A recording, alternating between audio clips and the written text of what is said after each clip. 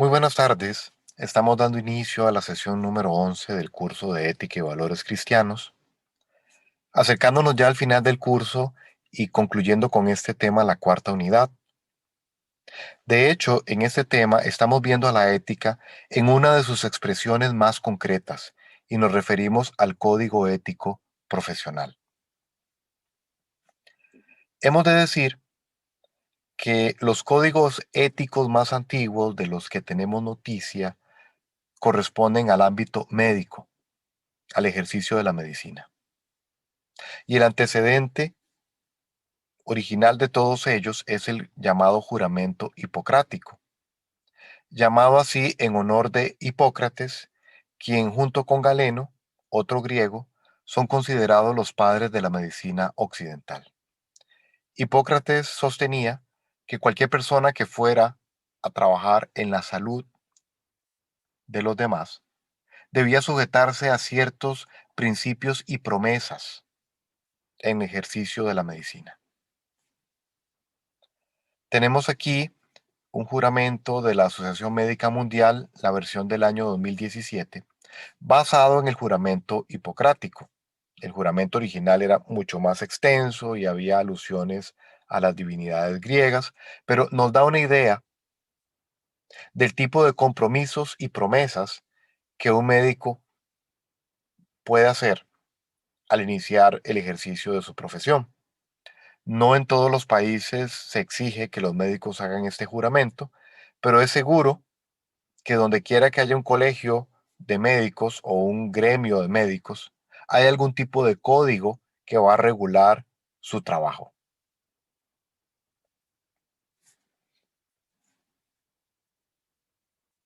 ¿Qué es un código ético? Bueno, dice esta definición que en su sistema de principios, normas, reglas, deberes, obligaciones y derechos, establecidos con el propósito general de orientar la conducta moral profesional de los miembros integrantes del gremio o asociación, regulando su actividad profesional e incluso la privada, en beneficio de aquellos con los cuales actúa, colegas, clientes, beneficiarios de sus servicios y de la sociedad entera donde la profesión es ejercida. Bueno, en primer lugar debemos notar que se trata de un sistema. Hay un orden, hay una sistematización de estos principios, normas, reglas, deberes, obligaciones y derechos. Es de forma organizada que se presentan. Además, nos habla del propósito de este código y es orientar la conducta del profesional, pero especifica la conducta moral del profesional. Y aquí vemos entonces las dos facetas que hemos estado viendo de la ética a lo largo del curso. Una dimensión más personal en la que la persona asume una serie de principios, los internaliza, hay un proceso de introspección, de análisis y de adopción de valores y creencias, pero esto a su vez tiene una contraparte en el ámbito social. Y aquí entonces vamos a hablar de la parte moral, es decir, el comportamiento de esta persona en sociedad. El código ético entonces es una serie de orientaciones, de guías, para que el profesional sepa cómo conducirse en el ejercicio de su trabajo en una sociedad. Y vale la pena mencionar cómo se enfatiza en esta definición el tema del beneficio para otros, los clientes o usuarios, beneficiarios, y la sociedad como un todo. En el código ético se conjugan ambas dimensiones, la personal y la social, lo ético y lo moral. Ahora bien, una pregunta que debemos hacernos es, ¿cómo es que se regula o se pretende regular la actividad profesional mediante el código? Bueno, él se vale de las normas, de las reglas, de los principios, pero además, un código ético debe contemplar las consecuencias de la violación de estos principios y normas. En otras palabras, tiene que considerar, estipular, especificar las sanciones que pueden acontecerle a aquella persona que violente ese código que se comprometió a respetar.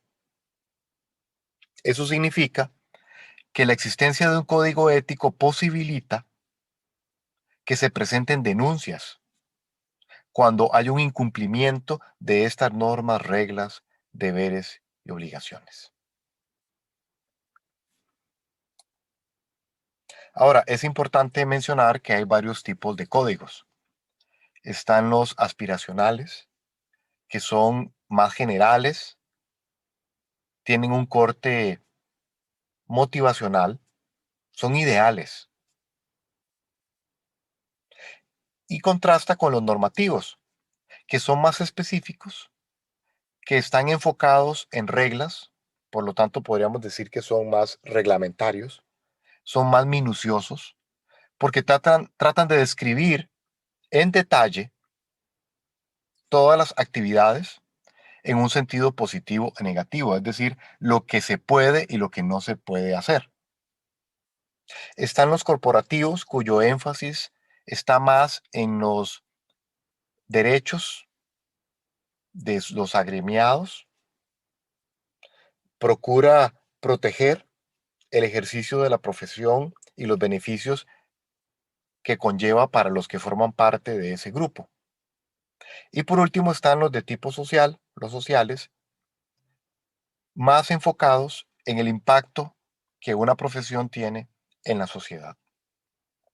Hemos de decir que los códigos éticos no son necesariamente puros en cuanto a que solo son de un tipo. Normalmente tienen elementos de todos estos tipos de códigos integrados. Sin embargo, sí es un hecho que hay un énfasis que los diferencia. Ahora bien, ¿cómo es que se crea, cómo es que llega a existir un código ético? En primer lugar está la fase de la elaboración. Y para elaborar un código de estos, es necesario que se reúnan o que participen una serie de profesionales. En primer lugar, ocupamos expertos en el campo, en el área que se pretende codificar. Si, por ejemplo, queremos elaborar un código ético para los químicos, pues vamos a ocupar expertos en química, porque son ellos los que están familiarizados con los desafíos cotidianos que enfrentan los profesionales de esta área. Son ellos los que conocen mejor qué tipo de situaciones deben enfrentar en el día a día de su trabajo. En segundo lugar, deben participar filósofos especializados en ética, porque ellos deben revisar y orientar para asegurarse que se preserven los principios de la ética profesional. Hablamos de ellos en clases anteriores. El principio de beneficencia, el de autonomía, el de justicia y el de no maleficencia. De manera que ellos hacen una revisión y recomendaciones en este aspecto. Un tercer grupo que debe participar en la elaboración son abogados, de manera que ellos puedan verificar que las disposiciones que se están incorporando a este código no entren en conflicto con las leyes vigentes en el país donde se va a promulgar este código. Debe haber una coherencia entre las disposiciones del código y las leyes del país en el que está. Además, los abogados deben velar porque se respeten los derechos individuales. Y un cuarto grupo de profesional que puede colaborar en este proceso es el que llamaríamos ergólogo, algo que en Costa Rica no es común escuchar, Y es que la ergología tiene que ver con el trabajo, son las ciencias del trabajo. Y aquí entran la psicología del trabajo, la pedagogía del trabajo, la medicina del trabajo, el derecho laboral. Y estas personas que son especialistas en toda la temática del trabajo pueden hacer aportes muy importantes en este proceso. Yo diría que lo más cercano en Costa Rica que tenemos a este campo es salud ocupacional. Bien, una vez que ha sido elaborado el código, debe ser aprobado. ¿Por quiénes? Bueno, por aquellos profesionales que lo están proponiendo y que se supone que van a ser regidos por él. Lo ideal es que este fuese aprobado por consenso, pero siendo que es muy difícil que un grupo de personas se ponga de acuerdo en todo, debe someterse a votación y es aceptado si dos terceras partes lo aceptan, lo acuerdan. Una vez aprobado, entonces viene la etapa de difusión. Difusión hacia quién o hacia quiénes. Bueno, hacia la sociedad. ¿Por qué? Porque la sociedad debe conocer cuáles son los derechos. ¿Qué puede esperar cuando acude a determinado profesional? Debe saber bajo qué principios se rige su atención y qué cosas él puede esperar de esta atención. Además, la difusión es importante para futuros profesionales de esta disciplina, para que ellos conozcan y sepan cómo deben trabajar antes de ser incorporados a este grupo de profesionales. Por eso es que en Costa Rica, en muchos colegios profesionales, hay un curso de ética o una inducción ética antes de ser juramentados y ser considerados profesionales de esa rama. Y por último está la etapa de implementación, que vale la pena señalar que un código ético no es un producto acabado. ¿Por qué? Porque si bien es cierto hay elementos perennes, permanentes, fundamentales, hay cosas que pueden cambiar con el tiempo, porque por ejemplo, las leyes pueden cambiar y entonces es necesario revisar el código para que esté en armonía con nueva legislación. Es posible que haya procedimientos que puedan ser mejorados. Es posible incluso que cambien las responsabilidades en una profesión. Por lo tanto, la implementación implica además una revisión regular y constante del código. ¿Qué elementos esenciales debe tener un código ético? ¿Cuáles son sus componentes? Bueno, vamos a repasarlos brevemente. Una primera parte son los principios. Aquí se enuncian los valores propios de esa profesión. ¿Cuáles ideales van a guiar el ejercicio profesional? Aquí también, normalmente, se explica la importancia de esa profesión y su contribución a la sociedad. En la siguiente sección, la de competencia profesional, se delimita el perfil profesional, es decir, qué se supone que es capaz de hacer ese profesional y qué no, qué corresponde a su profesión. Pero además de hablar de las competencias que debe tener, también viene aparejada la responsabilidad. En otras palabras, ¿de qué se hace responsable esa persona cuando inicia su trabajo en esa área? ¿De qué se le puede hacer responsable? En tercer lugar, se regulan las relaciones entre los profesionales, entre colegas. ¿Cuáles requisitos existen para que yo pueda ser considerado un profesional en esa área? ¿Cómo puedo ser admitido en este colegio o este conglomerado de profesionales?